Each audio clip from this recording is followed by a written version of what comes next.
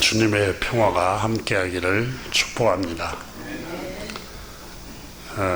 너무 유명한 의섬 유화에 나오는 이야기입니다. 개 한 마리가 아주 좁다란 널판지 개울가 위를 건너고 있었습니다. 개 입에는 먹음직스러운 고깃덩어리를 한 조각을 물고 있었습니다. 개울을 건너다가 깜짝 놀랐습니다.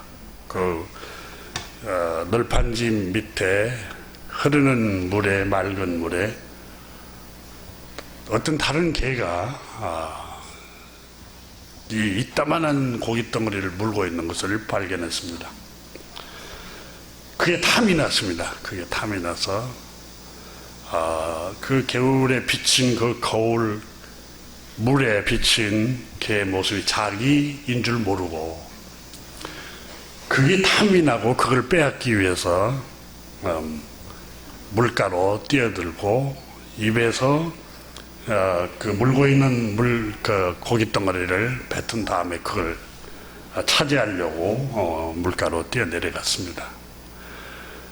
그러자 자기 입에 물고 있던 고깃덩어리도 물가로 또 내려가 버리고 개울에 있었던 그 고깃덩어리를 물고 있는 개도 그 입에 고기가 다 사라져 버렸습니다.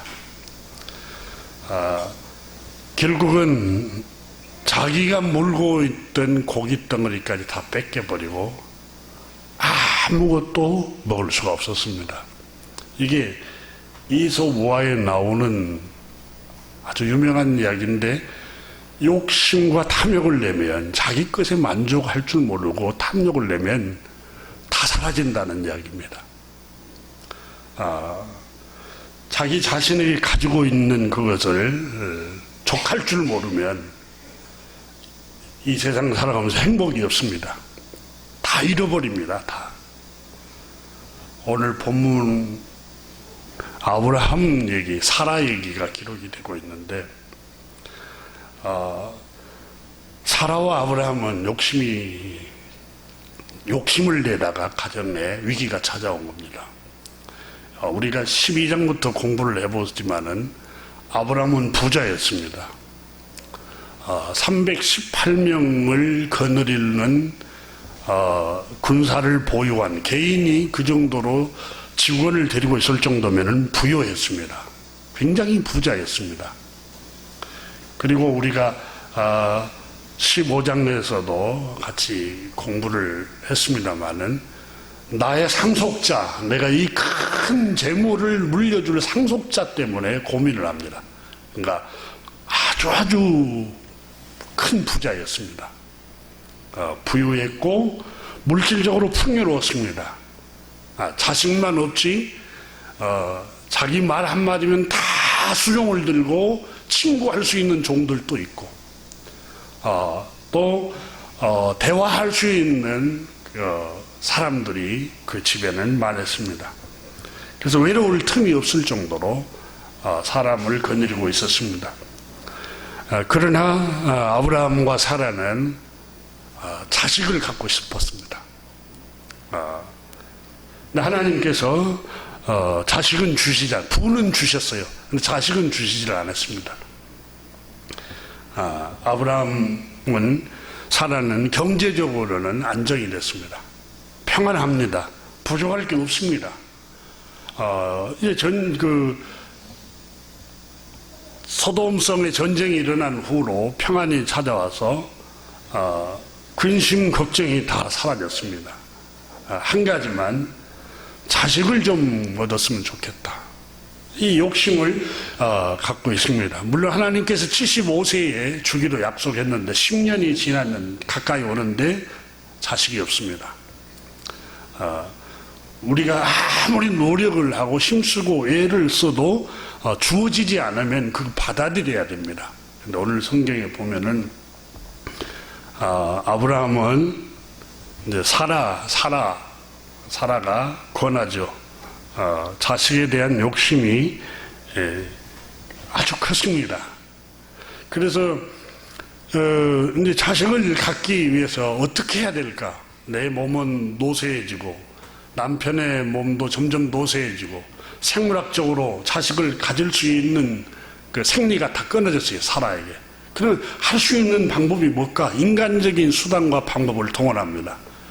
그러니까 욕심을 내면 여러분 정상적인 방법이 아닌 방법까지 방법을 강구를 하게 됩니다. 그래서 어두워지는데 그게 바로 자기 여종, 사라의 여종 하갈을 자기 남편에게 첩으로 줍니다. 정말 성경을 읽어보면 인간의 심성이 욕심이 눈이 어두우면은 못할 짓이 없는 것 같아요. 창세기에 분명히 하나님께서 말씀했습니다. 아담과 하와를 짝지어주면서 둘이 한 몸이 될지라 그랬어요. 한 몸이 되라고. 근데 사라와 아브라함은 부부관계는 한 몸입니다. 근데 어떻게 다른 자식을 갖고 싶은 욕심 때문에 또 다른 여자를 자기 남편에게 첩으로 줍니다. 욕심 때문에 이런 일이 벌어집니다. 그래서 아브라함도 이렇게 첩을 얻었고 부인이 있었고 이러니까 자녀들도 이제 야곱에 가면은 두 아내를 또 얻잖아요. 이게 가풍이 내려오듯이 본받게 되는가 봐요. 본래 하나님의 창조 원리는 한 남자가 한 여자를 만나서 한 몸을 이루는 거예요. 첩을 놓고 이렇게 물란하게 하는 것은 하나님의 뜻이 아니에요. 그런데 그런 일이 일어나게 되었던 것입니다. 그러면 무엇 때문에 도대체 근원적인 게 뭐냐? 사라의 욕심이 컸습니다. 사라의 욕심. 오늘 성경에 보면은 사라가 이렇게 권합니다. 아브라함의 아내 사라는 출산을 못하였고 1절에 그렇게 기록이 됩니다. 그다음 2절 한번 보십시오. 사라가 아브라함에게 이르되 여호와께서 내 출산을 허락지 아니하셨으니 원하건대 내 여종에게 들어가라. 내가 혹 그런 말이면 자녀를 얻을까 하노라. 이렇게 사라예요. 아내의 욕심이 크면은 이렇게 가정이 불화가 일어납니다. 물론 남편의 욕심이 커도 가정의 불화가 일어나죠. 그런데 이게 보면은 창세기 16장에서 말씀합니다. 아브라함의 아내 사라는 출산하지 못하였고 2절에 여호와께서 내 출산을 허락하지 아니하였으니 그랬어요. 그럼 받아들여야 돼요. 어느 정도. 우리가 여러분 최선을 다하지만 그게 잘 안 될 때는 수용을 해야 돼요. 받아들여야 돼요. 그걸. 기필코 나는 수단과 방법을 가리지 않고 내가 욕심내고 있는 그것을 내가 이루고 성취하고 말 거야. 이러면 근심이 많아지고 또 지혜를 잃어버립니다. 그리고 정말 해서는 안 될 짓을 지금 하고 있잖아요. 사라가. 자기 남편에게 자기 종을 첩으로 갖다 주는 일을 하게 됩니다. 이게 얼마나 하나님의 뜻을 거스리는 일입니까? 그래서 마침내는 이제 여종이 임신을 하게 됩니다. 이 하갈이 임신을 하게 되는데 임신을 한 것을 알고 그때부터 이제 자기 주인인 사라를 멸시하기 시작합니다. 그게 오늘 성경에 기록이 되고 있죠. 4절을 한번 보십시오. 아브라함이 하갈과 동침하였더니 하갈이 임신함에 그가 자기의 임신함을 알고 그 여주인을 멸시한지라. 그러니까 그렇게 하고 나서는 이제 여주인인 사라를 멸시하기 시작합니다. 그러니까 사라가 여러분 어떤 생각을 하겠어요? 이제 임신했던 하갈에게는 무슨 말을 못하고 아브라함에게 자기 남편에게 찾아가지고 남편을 달달 볶습니다. 쉽게 말하면 다 당신 때문에 가정이 이렇게 엉망이 되고, 지금 당신 때문에 너무너무 가정이 그냥 엉클어져 버렸어요. 실타래가 엉클어져 버리듯이 엉클어져 버렸어요. 그래서 당신이 취한 여종 하갈이 임신한 것 때문에 나를 그렇게 괄시를 하고 또 멸시를 하는데, 이 수모를 당신이 나한테 가져다 준 거라고 계속해서 남편에게 원망과 불평을 쏟아냈습니다. 아브라함과 사라의 가정에는 굉장히 평화로웠습니다. 자식만 없었을 뿐이지 풍요롭고 넉넉했고 부족함이 없었어요. 그런데 하나님께서 이제 90세가 될 때까지 자식을 주지 않으면 이제 그 약속을 하셨으니까 기다리든지 아니면 받아들이든지 이렇게 받아들이고 수용을 해야 되는데, 수단과 방법을 가리지 않고 자기 욕심을 따라서 욕심을 채우려고 하다가 결국은 방법이 없을까 궁리하다가 첩을 자기 남편에게 데려다 줍니다. 그러면서 가정의 평화가 깨지기 시작합니다. 여러분, 잠언 6장에 보면은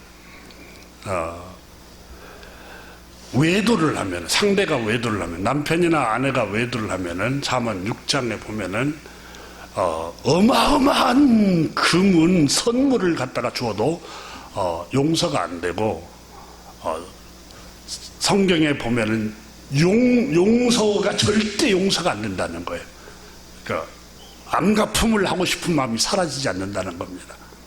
근데 그런 이렇게 큰 상처를 겪는데도 불구하고 욕심이 너무 강하다 보니까 자기 남편에게 다른 여자를 데려다 줘요. 기가 막힌 이야기가 오늘 성경에 기록이 되고 있죠. 아브라함과 사라는 누리던 평안을 잃어버립니다.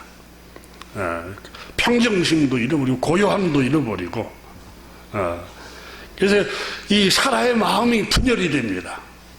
분노가 일어나고 그냥 화만 나고 올라오고, 남편이 원망스럽고, 그냥 바로 당신 때문에 가정이 이렇게 됐다고 하고, 부리던 종이 오히려 주인 노릇하고 있습니다. 기가 막힌 일이죠. 오늘 성경은 우리에게 교훈합니다, 여러분. 하나님께서 우리에게 주신 분복에 감사해야 합니다. 하나님 나에게 주신 것들에 관해서 감사해야지, 너무 큰 욕심을 품잖아요. 다 잃어버립니다. 다 잃어버려.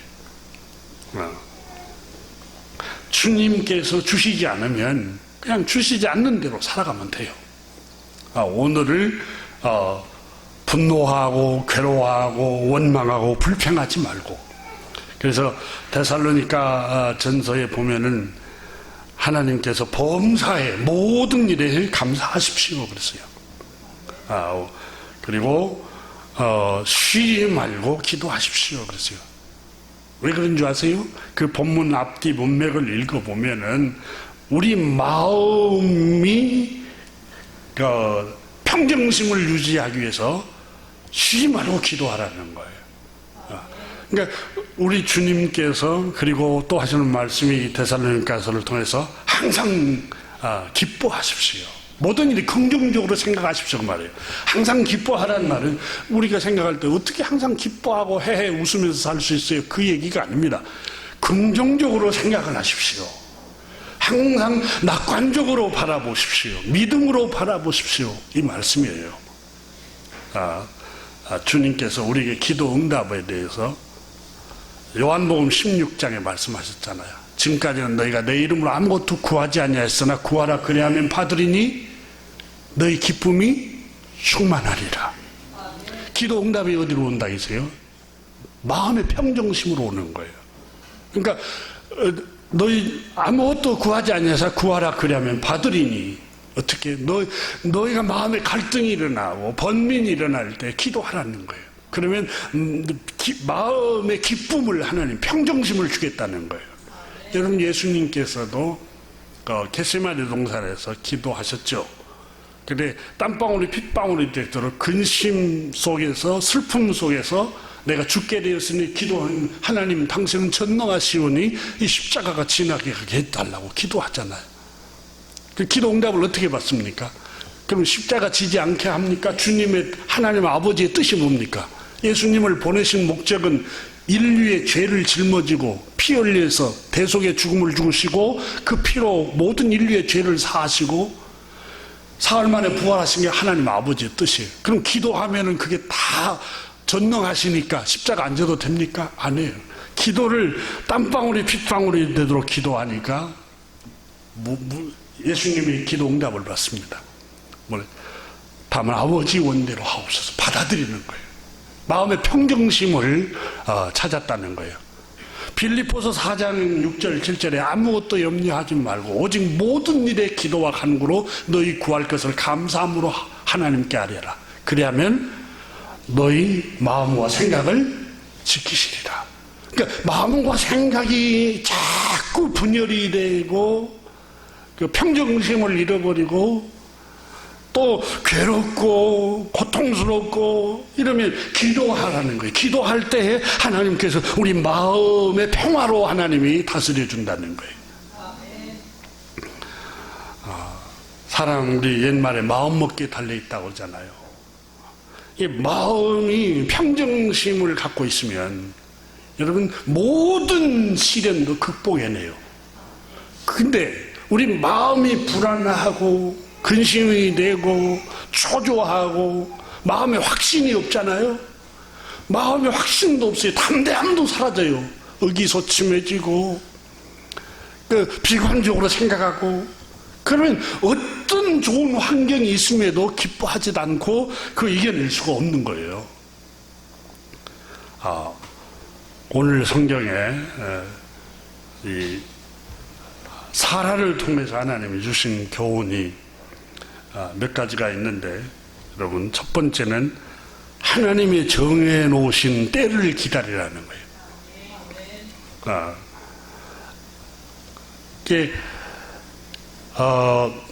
둘째는 모든 불행은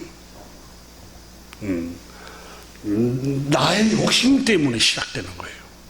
모든 유혹도 모든 불행도 내 욕심과 내 욕망 때문에 일어나는 거예요. 자, 그 점을 함께 나누겠습니다. 먼저는 여러분 신약 성경에 때라는 시간이라는 말이 나옵니다. 이 의의는 신약 성경 원문에 그리스말 헬라말로 크로노스라는 단어가 있습니다. 또 하나의 이 때라는 단어 중에 카이로스라는 단어가 있습니다. 카이로스.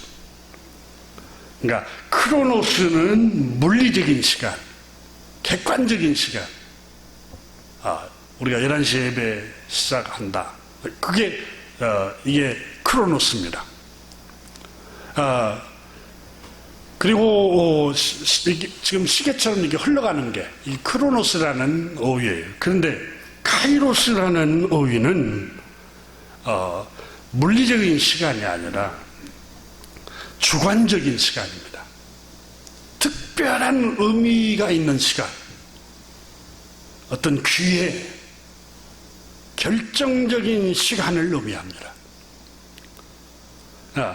성경은 하나님께서는 성경에 성령이 충만한 성경의 기자들은 하나님께서 정해 놓으신 카이로스라는 시간이 있다는 거예요. 그러니까 물리적인 시간 말고 하나님이 정해 놓은 시간표가 있다는 겁니다. 성경의 창세기 보면 이삭이 아브라함에게 하나님 100세 하나님 주시잖아요. 100세기 주신데 하나님이 정해 놓은 카이로스라는 시간이에요. 그리고 자기 아들을 늦게 낳았는데 며느리를 빨리 얼마나 보고 싶겠어요. 고대 사회 때는 10대도 결혼을 시켰잖아요. 근데 40이 돼서도 결혼할 대상이 안 나타난 거예요. 못해요, 아들이. 근데 그 아브라함이 여러분 318명이라는 사병을 거느리고 있을 정도면은 그 가족 중에, 그 종들 중에, 그 직원들 중에 자녀들은 없었겠어요? 그 주변에 얼마나 많은 소녀들이 많이 있었겠어요? 근데 이삭이 마음이 안 가니까, 여러분 평양감사도 우리 속담에 자기 싫다고 하면은 어떻게 할 수가 없어요.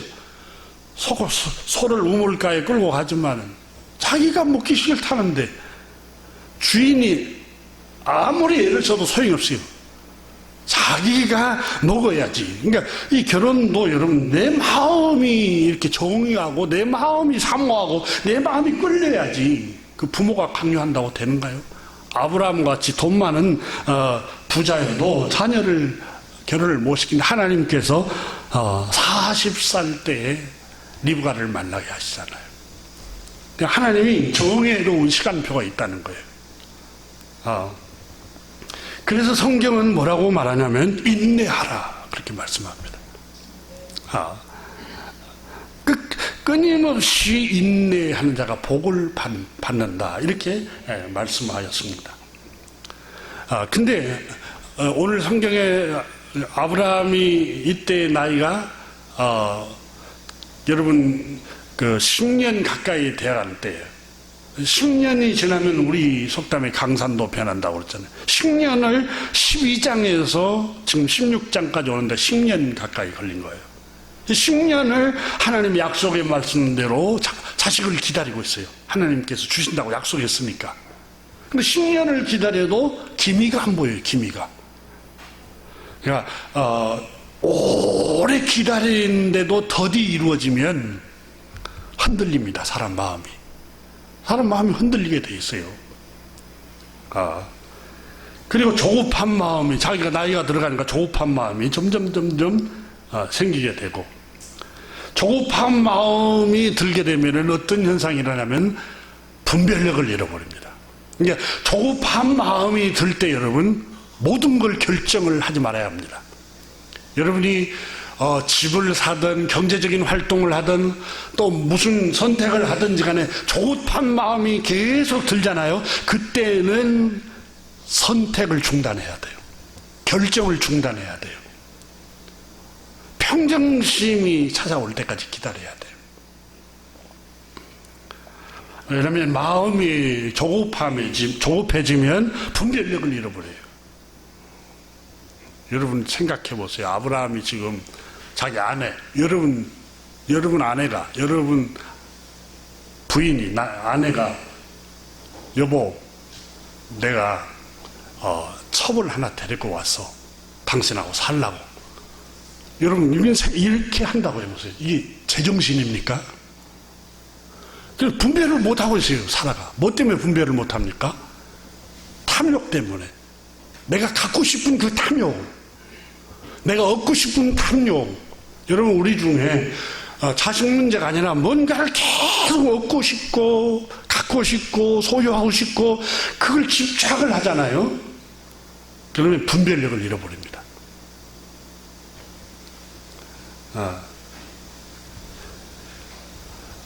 모든 것은 하나님께서 정해놓은 카이로스라는 시간이 있습니다. 전도서 여러분 3장에 가면은 지혜자 솔로몬이 이렇게 기록한 걸 쉽게 번역한 성경에 나와 있는 그대로 내가 한번 읽어드리겠습니다. 모든 일에는 다 때가 있다. 세상에서 일어나는 일마다 알맞은 때가 있다. 태어날 때가 있고 죽을 때가 있다. 심을 때가 있고 뽑을 때가 있다. 죽일 때가 있고 살릴 때가 있다. 허물 때가 있고 세울 때가 있다. 울 때가 있고 웃을 때가 있다. 통곡할 때가 있고 기뻐 춤출 때가 있다. 돌을 흩어버릴 때가 있고 모아들일 때가 있다. 찾아 나설 때가 있고 포기할 때가 있다. 간직할 때가 있고 버릴 때가 있다. 찢을 때가 있고 꿰맬 때가 있다. 말하지 않을 때가 있고 말할 때가 있다. 사랑할 때가 있고 미워할 때가 있다. 전쟁을 치를 때가 있고 평화를 누릴 때가 있다. 사람이 애쓴다고 해서 이런 일에 무엇을 더 보탤 수 있겠는가? 와, 이 무더운데 여름이 없어져 버렸으면 쓰겠다. 여름이 없으면 쓰겠다 하고 철야 기도 해보세요. 그 여름이 없어집니까? 기도는 모든 게 다 이 기도 외에는 이런 이유가 나가서 기도만 다 해결되니까 아니에요. 여러분, 하나님 만드신 창조 질서는 받아들여야 돼요. 기도한다고 다 되는 게 아니에요. 하나님이 정해놓은 창조 질서는 우리가 우리 마음을 받아들여야 돼. 욕심을 내려놓고.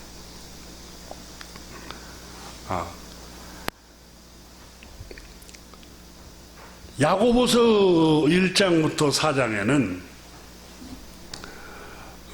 야고보서는 교우 여러분, 우리가 욕심을 낸다고 되는 게 아닙니다. 이렇게 말합니다.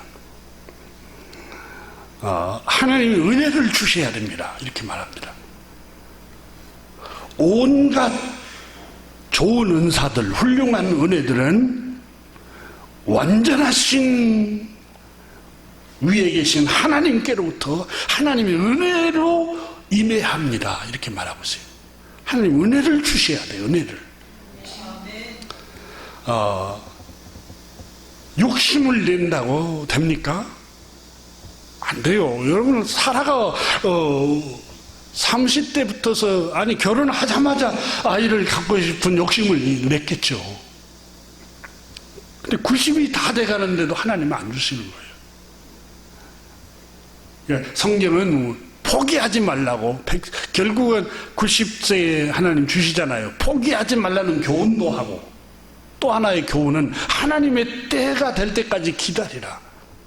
또 하나님의 때가 되지 않으면 너무 욕심을 쫓아서 수단과 방법으로 동원하지 말라는 거예요.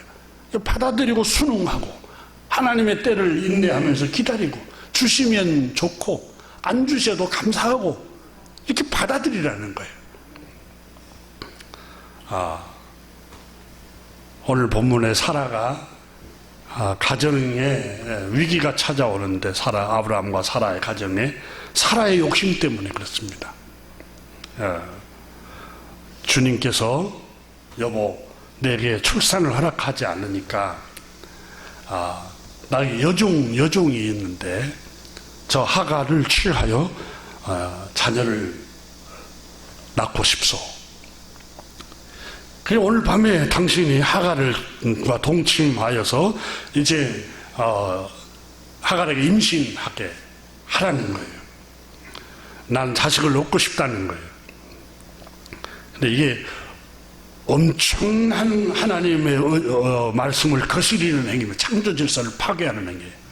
그래서 중동에 그게 원인이 되어서 중동 사람들이, 여러분 구약 성경은 마호메트도 구약을 믿잖아요. 고란도. 그 아브라함이 일부 다처제, 또 야곱도 일부 다처제. 그러니까 그 믿음의 조상들이 그렇기 때문에 우리도 그런다는 거예요. 근데 창세기에 나오는 말씀은 언급을 안 해요. 사람이 욕망이 크고 자기 욕심을 성취하고 합리화시키기 위해서 창세기에 나오는 하나님이 가정을, 남자와 여자 하나와 한 사람씩 한 몸이 되라는 그 말씀은 적용 안 하고 실수한 아브라함과 야곱만 적용을 해요. 이단들이 대부분 다 성경을 자기 욕망을 채우는데 합리화하기 위한 성경을 해석하는 경우들이 너무 많아요. 창세기 2장 24절에 이름으로 남자가 부모를 떠나 그 아내와 합하여 둘이 한 몸이 이룰지라. 한 남자와 한 여자 한 몸이 되는 거예요. 이게 부부예요. 그런데 사라는 자신의 욕심이 눈이 가리워서 하나님의 창조 질서를 파괴하고 있습니다. 여러분, 대부분 다 외도하고 바람을 피우는 이유가 뭡니까? 자기 욕망 채우려고 그러는 거예요. 성경에 주님 창세기에 아브라함도 그랬고, 믿음의 조상도 그랬고, 다 다윗도 그랬지만 용서받았지 않았느냐. 솔로몬도 그랬고. 다 여러분 자기 욕망을 채우려고 하다가 합리화하는 거예요. 창조 질서는 하나님께서 남자가 그 부모를 떠나서 그 아내와 합하여 둘이 한 몸을 이루는 거예요. 세 명이 한 몸이 안 되는 거예요. 그래서 오늘 성경은 우리에게 교훈을 합니다. 욕심이 눈이 가려우면 지혜를 잃어버려요.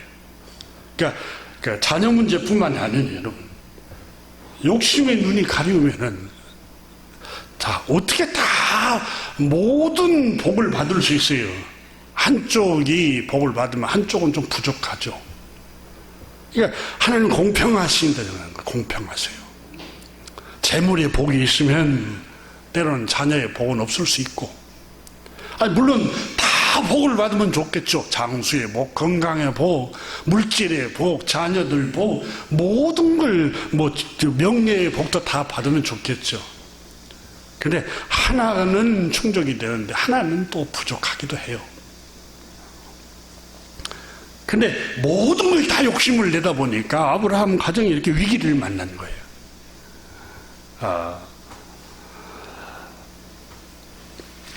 오늘 사라는 가정의 그 불행을 자기가 들여옵니다. 남편하고 행복하게 지내고 다정하게 지내고, 남편 아브라함은 여러분 사라가 시킨 대로 하잖아요. 오늘 성경에 보면, 성경에 보면은 여종에게 들어가라 그러니까 들어가라. 여종을 데려다 주니까. 그 다음에 남편에게 불평하고 원망하니까 그 하갈이 나를 이렇게 멸시하는데 저 여종을 가만둘 거냐고 그러니까 아브라함이 뭐라고 합니까? 오늘 성경에 당신 뜻대로 하소서. 부인 뜻대로 당신이 쫓아내고 싶으면 쫓아내라고 또 하잖아요. 오늘 성경은 이 여성이 늘 가정을 시끄럽게 하고 있는 모습입니다. 근데 모든 가정이 그냥 그렇지 않아요. 남성이 남편 때문에 시끄러운 가정도 있어요. 남편 때문에 괴롭고 시끄러워하는 가정이 얼마나 많습니까? 민수기 24장에 보면 여러분, 22장에 보면은 그 모압 왕 발락 왕이 신하를 보내서 발람 선지자, 이름이 비슷하죠. 발락은 모압 임금이고 발람은 하나님의 선지자입니다.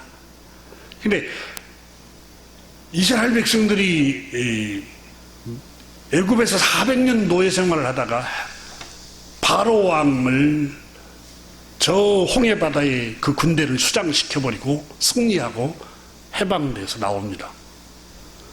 그러니까 이 나오면서 전쟁에서도 승승장구하고 농사를 짓지 않는데 하나님이 돌보시니까 만나로 먹고 살고, 물 없는 사막을 지나도 하나님이 물을 주시니까 또 생존하고.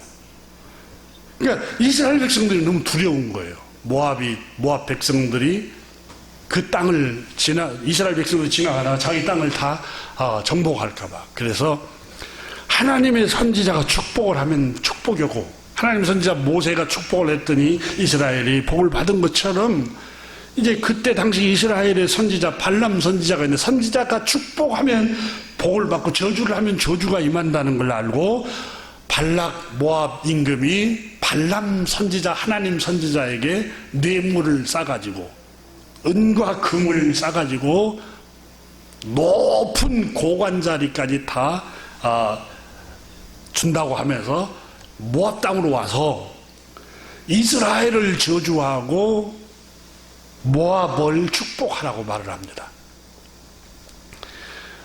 근데 이 수레에다가 가득 이 증기한 것을 싸가지고 가난한 발람 선지자에게 준다고 하니 마음이 흔들리지 않을 선지자가 누가 있겠어요? 저도 누가 돈 준다면 기쁩니다. 사람이니까. 탐욕은 남의 건 탐내지도 않아요, 저는.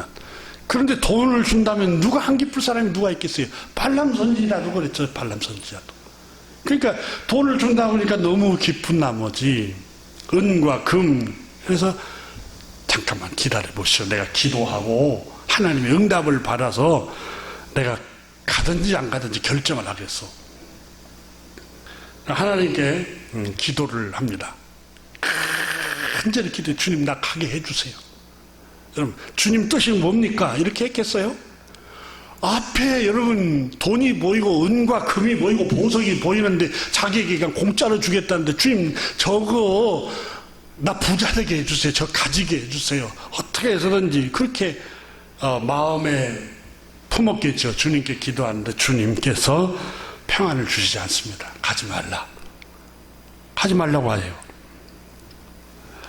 그래서 이 발람 선지자가 실망해서 기도가 끝나고 그 발락 신하들에게 말을 합니다. 못 가겠어.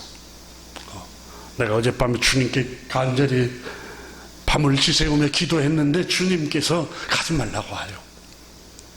그러니까 이 신하들이 다시 돌아가서 발락 왕에게 말을 합니다. 그러니까 더 많은 낙타도 더 많이 보내고 또 보석도 더 많이 보내고 그리고 당신 말이면은 모든 것을 내가 시행하겠다고 말을 해라. 와서 이 모압도 다스리라. 이렇게 제안을 합니다. 너 더 큰 걸로 제안하니까 발람이 또 흔들립니다. 기도했는데. 그래서 내가 다시 한번 기도해보고 하나님의 뜻인가 묻고 내가 다시 오겠소. 기도를 해요. 간절히 기도를 하나님께서 하십니다. 뭐라고 응답했을까요, 여러분? 가라고 그래요. 가라고. 성경을 읽으면 참 첫 번째는 분명히 가지 말라고 했어요. 너무 간절히 사모하니까 가라 하는 거예요. 가라. 여러분 우리가 하나님께 간절히 너무 사모하고 기도하잖아요. 해로울 줄 알면서 줘요. 성경에 나오잖아요. 시편에. 해로운데 너에게는 해로워. 나에게도 해로워.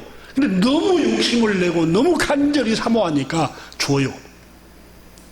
그것 때문에 불행해집니다. 그러니까 우리가 기도할 때 항상 주님이 우리 가르쳐 주셨잖아요. 내 원대로 마옵시고 가장 내 앞날을 잘 아시고 나의 미래를 너무 잘 아시는 하나님 뜻대로 나를 인도해 주세요. 이렇게 기도하라고 가르쳤잖아요. 근데 우리는 그렇게 기도 나부터서 잘 안 해요. 지금 내 소원이 이거예요. 지금 내가 원하는 게 이거라고요. 그거 이루어줘야 돼요, 주님. 때를 쓰고 그냥 얼마나 우리는 기도하는데 그래도 주님께서 평안을 주시지 않고 그건 너가 중단했으면 쓰겠다 하고 주님 평안을 주시질 않아요. 그때는 내가 받아들이고 포기하면 좋은데 그래도 끝까지 주장을 해요. 발람 선지자가 그랬어요. 그래 가라고 그랬어요. 갑니다. 나귀를 타고 기도 응답을 받아가지고 발람 선지자가 그 진귀한 금과 은과 돈을 보고 너무 기쁜 나머지 이제 내가 선지자 이 목회 생활 하다가 가난뱅이로 살다가 갑자기 부자 된 게 얼마나 좋겠어요. 그래서 이제 나귀를 타고 갑니다. 이 모압을 향해서 가는데 이게 포도원이 밭이 있는 그곳을 지나다가 길을 가다가 갑자기 당나귀가 이게 확 이렇게 옆으로 털어버립니다. 그러니까 규증자증하면서 그 타고 있는 이 발람 선지자가 간담이 서늘해졌습니다. 깜짝 놀래요. 아니 이놈의 나귀 새끼가 주인을 이렇게 태우고 얌전히 가지 않고 비틀비틀 길가로 곱게 난 길가로 가지 않고 또 험한 밭길로 밭고랑을 가고 화를 내서 그냥 채찍으로 세게 내리칩니다. 그러니까 이 발람 선지자가 다시 내리치니까 나귀가 다시 길로 들어서려고 해요. 나귀가 그 앞에 보니까 주의 천사가 칼을 들고 발람의 목을 베버리려고 칼을 들고 서 있어요. 그러니까 자기 주인님 보호하려고 옆으로 갔다 저로 갔다 이렇게 피하는 거예요. 근데 이 발람 선지자는 자기 욕망에 눈이 가려워서 가지 말라고 한 그 길을 가려고 하다가 계속 가려고 하다 주의 천사가 길을 막아요. 칼로 죽이려고 막아요. 그래서 이제 이 나귀가 이러다가는 내 주인님 죽겠구나 생각하고 포도원 사이에 담이 있었어요. 담 쪽으로 가가지고 자기 주인의 발을 담에 비벼버려요. 이게 얼마나 생살이 피가 나고 아프겠어요. 상처가 나고. 이놈의 당나귀 새끼가 주인을 알아보지도 못하고 주인의 발을 상처를 내다니 하고 세게 막 때립니다. 그러다가 또 다시 이제 길을 가려고 하다가 나서다가 그만 주저앉아 버립니다. 탁 주저앉으니까 충격이 크게 당나귀에서 떨어져서 이 발람 선지자가 내 손에 칼만 있었으면 이놈의 당나귀 당장 목을 베서 죽여버릴 텐데 이렇게 했겠죠. 그때에 당나귀의 입을 하나님께서 열어주십니다. 주인님 왜 그렇게 나를 채찍질 하십니까? 주인님 안 보이십니까? 주인님 탐욕에 눈이 가려워서 눈이 멀었군요. 이렇게 아마 했을 겁니다. 성경에는 기록이 안 되어 있지만 주인님 주의 천사가 칼을 들고 주인님을 죽이려고 앞에 서 있습니다. 이제 이 당나귀가 말을 하는 걸 보고 이 발람 선지자가 충격을 받은 거예요. 이 동물이 사람 말을 하는 걸 보고. 여러분 이 성경은 못 깨달으니까 하나님께서 환경을 통해서 깨우치게 하는 거예요. 자꾸 넘어지게 하고 자꾸 상처를 내게 하고 위험에 위태로운 곳으로 주님께서 물론 훈련시키기 위해서 위태로운 곳으로 인도하기도 하지만은 그 길은 아니야. 가면 안 돼. 그 길은. 너 위험해. 멈춰야 돼. 이렇게 하실 때 주님께서 순탄한 길로 인도를 안 하는 경우들이 허다합니다. 여러분 아브라함이 자기 아들 이삭을 중매를 쓸 때 자기 종을 저 멀리 보낼 때 하나님 내 아들 짝을 주세요 하면서 순탄한 길 평탄한 길로 인도해 주세요 라고 기도하잖아요.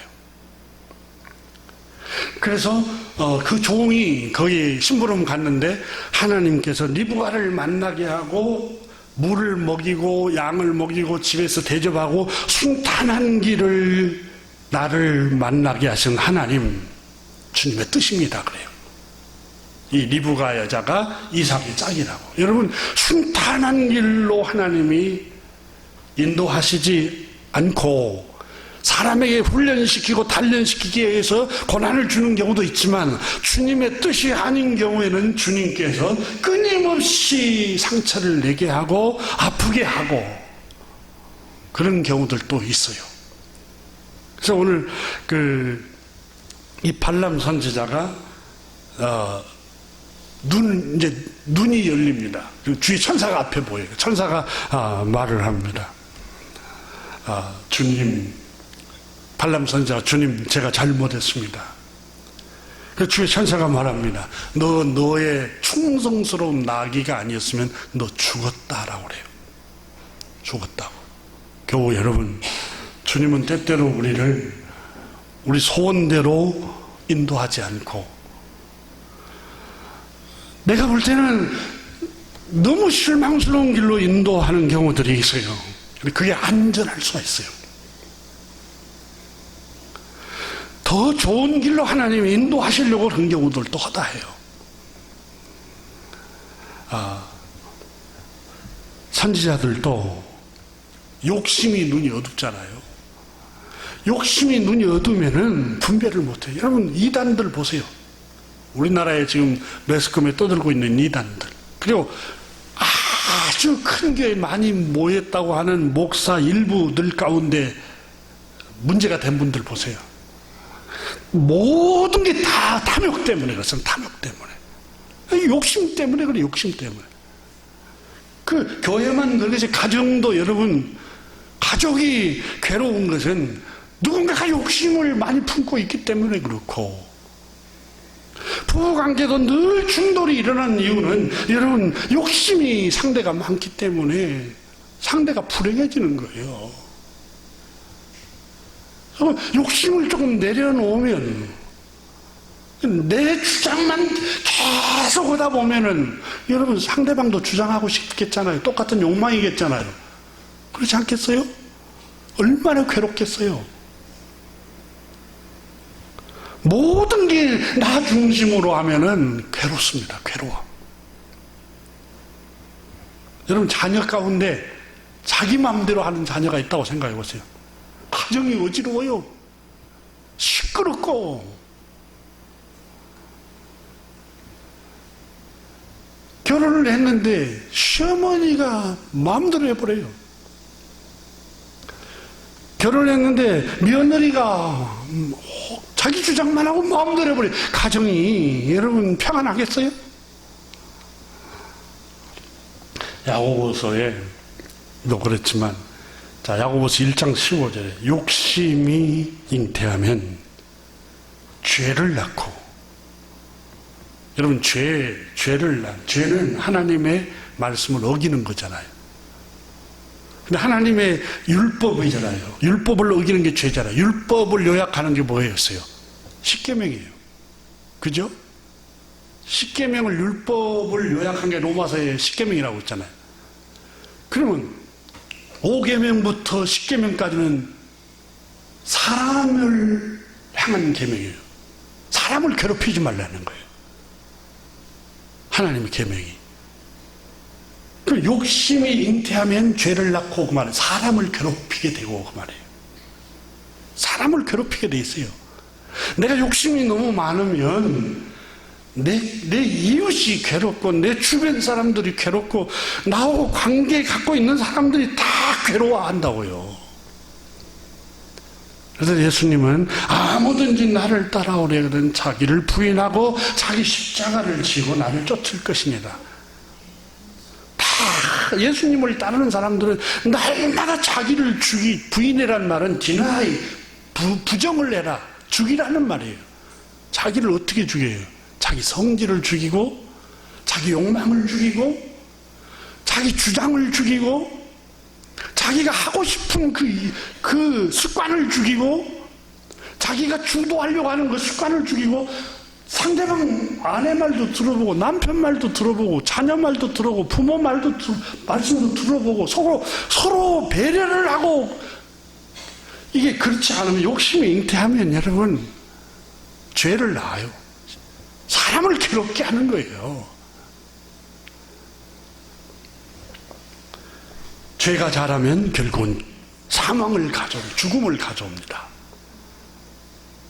여러분, 못 살겠다고 그러잖아요. 지금 살아가, 오늘 본문에. 바로 당신 때문이야. 당신이 어젯밤에 동침한 하가를 취한 것 때문에 내가 이렇게 불행해졌다고. 근데 여러분, 남편 때문에 그랬어요? 사라 욕심 때문에 그러잖아요. 좀 마음을 비우고 받아들이면 되는데, 그걸 받아들이지 않고 자기 욕망을 채우고 끝까지 갖고 싶은 마음, 그 욕심을 포기하지 않으니까 분별력도 잃어버리고, 자기 남편도 갖다 남의 여자한테 줘버리고. 와, 정말 제가 성경을 읽어보면 이거 이성적으로 생각할 때 이게 일어날 일이에요? 가정에? 자기 남편을 다른 여자에게 줘버리는 거? 욕심의 눈이 가리우면 여러분 이런 분별력이 안 보여요.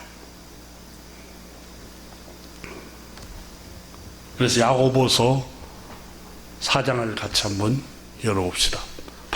야고보 사도는 이렇게 말합니다.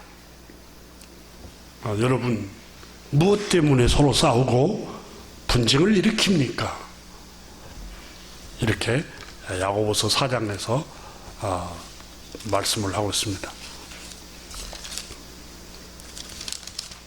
자, 무엇 때문에 그렇게 하죠? 하고 질문을 하고 있죠.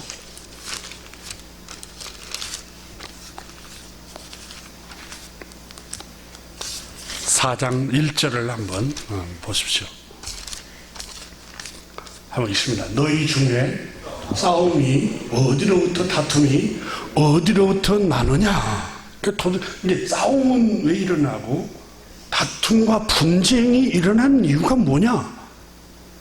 이 질문이 너희 지체 중에 너희 몸에 지체란 말은 한자인데 너희 몸에서 싸우는 정욕으로부터 나는 것이 아니냐? 욕망, 욕심, 너 원인은 정욕이, 너의 개인적인 욕심, 정욕이 문제야. 그 얘기를 하고 있는 거예요. 다시 한번 1절을 다시 한번 큰 소리 읽습니다. 너희 중에 싸움이 어디로부터, 다툼이 어디로부터 나느냐? 너희 지체 중에 싸우는 정욕으로부터 나는 것이 아니냐?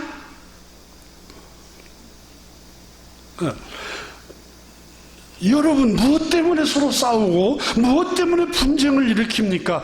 여러분 지체 안에서 갈등을 일으키는 근원이 무엇입니까? 여러분 마음속에 있는 욕정 때문 아닙니까? 그 정욕을 가리켜서 2절에 다른 단어로 바꿨어요. 너희는 욕심을 내어도 얻지 못하고. 욕심이에요. 다시 해석을 했어요. 욕심. 그 욕심을 낸다고 됩니까? 그 말이에요. 여러분 욕심을 낸다고 됩니까? 안 돼요. 무엇 때문에 마음의 갈등을 일으키고 분쟁을 일으키고 싸움을 일으킵니까? 이 모든 것은 육신의 욕심 때문 아닙니까? 마음속에 가지고 싶고 누리고 싶고 빨리 이루고 싶고 높아지고 싶고 인정받고 싶고 이와 같은 마음을 육신의 욕정이라고 말하는 겁니다. 여러분 외모가 예뻐지고 싶은 욕정 때문에 수술하다 죽는 사람이 있잖아요. 그 욕정 때문에 그러는 거예요. 욕정 때문에. 주님께서 오늘 그렇게 말씀하시죠. 자, 한번 보십시다. 2절 계속해서 읽습니다. 너희는 욕심을 내어도 얻지 못하며 살인하면 시기하여도 능히 취하지 못하고 다투고 싸우는도다. 자, 여러분 시기한다고 얻어지는 것도 아니고 분쟁을 일으키고 다툰다고 해서 욕심을 낸다고 그 사람을 경쟁자를 없애버린다고 살해해버린다고 해서 얻어지는 것도 아니라는 거예요. 너희가 얻지 못하면 뭐라고 그랬어요? 구하지 아니하기 때문이라. 이 구절을 일부 설교자들이 기도 안 하니까 못 얻는 거야 이렇게 설교하는 사람이 있어요. 이건 성경을 곡해하는 겁니다. 여러분 이 성경 본문을 4절에 뭐라고 나옵니까? 4절에 3절 4절에 구하여도 받지 못함은 정욕을 쓰려고 잘못 구하기 때문이라. 그러니까 이 구한다는 말의 의미는 간절히 철야기도 하고 새벽기도 하고 뭐 작정기도 하는 의미도 있지만 마음에 간절히 갈망한다라는 의미도 있어요. 내가 갈망하고 욕심을 내는고 있는 그걸 하나님께 주님 이 소원을 이루어주세요. 이 소원을 주님 들어주세요. 이 소원대로 복을 주세요. 이렇게 우리가 하나님께 구하지 않기 때문이요. 너희가 얻지 못하면 구하지 아니하기 때문이요. 이 말을 그렇게 해석할 수 있는 사람도 있는데 분명히 문맥상 뭐냐면 하나님의 은혜를 입지 못했기 때문입니다. 그 말이에요. 왜 그런가 하면은 4절 보세요. 간음하는 여인들아 세상과 벗된 것이 하나님과 원수됨을 알지 못하느냐? 하나님, 복을 주시는 하나님과 원수 같은 생활을 하면 복을 주겠느냐 그 말이에요. 그런 사람에게 하나님이 은혜를 베푸시겠느냐? 그런 사람에게 하나님이 구하여도 은혜를 그 사람에게 부어주겠느냐? 하나님과 원수되는 삶을 생활하면은 하나님이 은혜를 부어주지 않습니다. 자, 그러면서 5절, 6절 가보세요. 6절에 가보면, 4장 6절에 가보면은, 그러나 더욱 큰 은혜를 주시나니, 너희가 얻지 못함은 구하지 아니하기 때문이라. 그 말은 하나님의 은혜를 입지 못했기 때문이라. 하나님은 어떤 사람에게 은혜를 주시느냐? 교만한 사람은 물리치시고 겸손한 사람에게 은혜를 주십니다. 그러므로 세상과 벗된 삶을 청산하십시오 그 말이에요. 오늘 성경은 하나님께서 우리에게 주시는 교훈이 있습니다. 욕심을 낸다고 얻어지는 게 아닙니다. 우리가 하나님의 은혜를 입어야 합니다. 하나님의 은혜를 입는 비결이 무엇입니까? 하나님의 때를 기다릴 줄 알아야 합니다. 그리고 오늘 성경에 우리에게 아주 중요한 교훈을 하잖아요. 하나님의 은혜를 입는 방법은 욕심을 낸다고 되는 것도 아니고, 그냥 백일작종을 해서 욕심내서 기도해서 그게 이루어지는 것이 아니에요. 하나님이 은혜를 주셔야 돼요. 은혜를 어떤 사람에게 안 주셔요. 세상과 벗된 생활을 하고 악하고 음란한 생활하고 이 세상에 본받는 생활, 경건치 못한 생활을 끊임없이 하면은 하나님이 은혜를 주시겠느냐 그 말이에요. 겨우 여러분, 하나님의 때를 기다리시기를 축복합니다. 마음을 비우고 욕심을 내지 않고 있다 보면 하나님의 때가 되면 필요하면 주실 거고, 또 필요치 않고 나에게 유익이 되지 않을 것 같으면 다른 길로 인도하실 것입니다. 기도하겠습니다. 하나님 아버지, 감사합니다. 오늘 이 아침에 우리 모두에게 하나님의 은혜를 부어주시기를 기도합니다. 지금 우리는 눈이 가리울 때가 너무 많습니다. 분별할 때 분별을 올바로 하지 못할 때가 많습니다. 주님, 그래서 주님께서 외모를 보지 않고 사람 중심을 보신다고 했습니다. 우리도 외모를 보고 속지 않고 표면적인 것을 보고 속지 않고 하나님의 깊은 뜻을 통찰할 수 있는 지혜를 주시기를 기도합니다. 하나님 아버지, 아브라함에게 주셨던 복을 우리에게 주시되 주님, 실수하지 않도록 주님 우리를 인도하여 주시기를 기도합니다. 예수 그리스도 이름으로 축복하며 기도드립니다. 아멘.